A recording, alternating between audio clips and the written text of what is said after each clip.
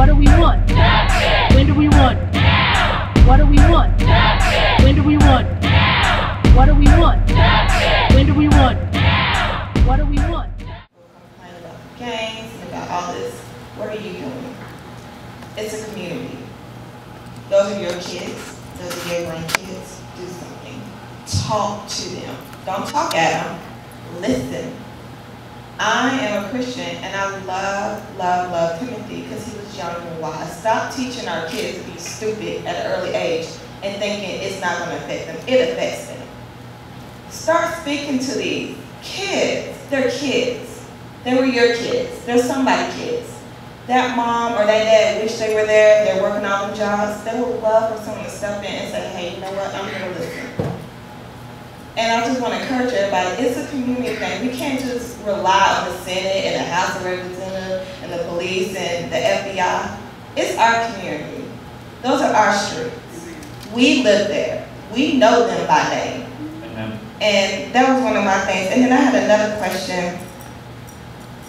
Are you going to bring the resources to these kids, or do they need to go to the resources? Because I've learned with working with nonprofit organizations, and I work for Hope for Inner City Ministry, which is in the Harriet Tubman community. We go to not just the kids, the family units. We go to the mom, to the dad, to the grandma. It was like, what do you as a family need? And so that's just my concern. But I'm kind of late coming in on this, but are you trying to figure out a solution to the gang violence? Great question. So I think tonight, we don't think that this is going to be something that's solved overnight. But what we're hoping tonight is to begin the conversation about what the problem is and what the solutions are based on the experts who actually are directly impacted by it. People who have lived in communities where this is happening, people who have experienced being in gang, etc. So I think it's a both thing. I think if you've got a proposal for a solution, go on and hit us with it. Okay, my thing is this. Since these guys, they like to shoot, they like to fight, we got a war going on. Why can't we, when they get caught, why can't we sit them over there and let them fight? If they make it, they make it. If they don't, they don't. That's how it is out in the street. I mean, my thing like this, since you want to fight, sit them over there, let them fight for a reason, for a cause. And then if they survive it, okay, give them an ultimatum. Look, you straighten up or else. I mean, because they got to stop somewhere. Enough is enough. I don't have anyone that directly close to me, but I feel every parent, and I'm a parent, and I feel their pain. But my thing is this, sit them over there and hey, let them see what war is really like. See, because this stuff they're doing right here, this ain't war. But if they go over there, they can see what war is really like. And I don't know if it's a law against it or not. Somebody who's in the gang, and they're pretty young.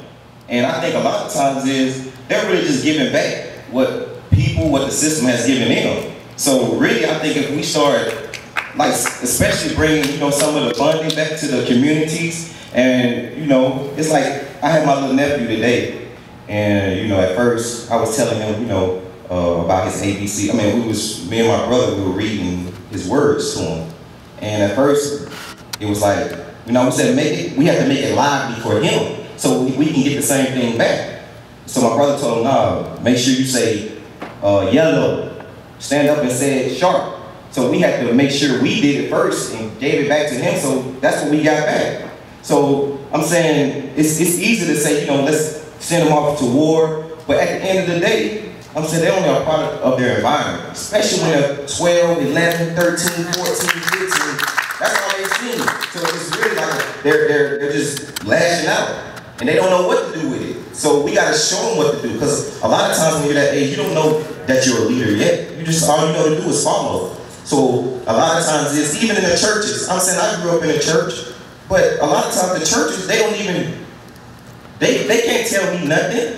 Because at the end of the day, they're not out there with me. But this dude who is right there with me, who's willing to not just talk to me, but he gonna walk with me too, I'm gonna definitely listen to him. It don't matter what he tell me. He can tell me that I can fly. I'm gonna jump off that building, maybe I can. I don't know. That's right. Thanks for sharing. So we've talked a lot tonight. So I think now what we need to do is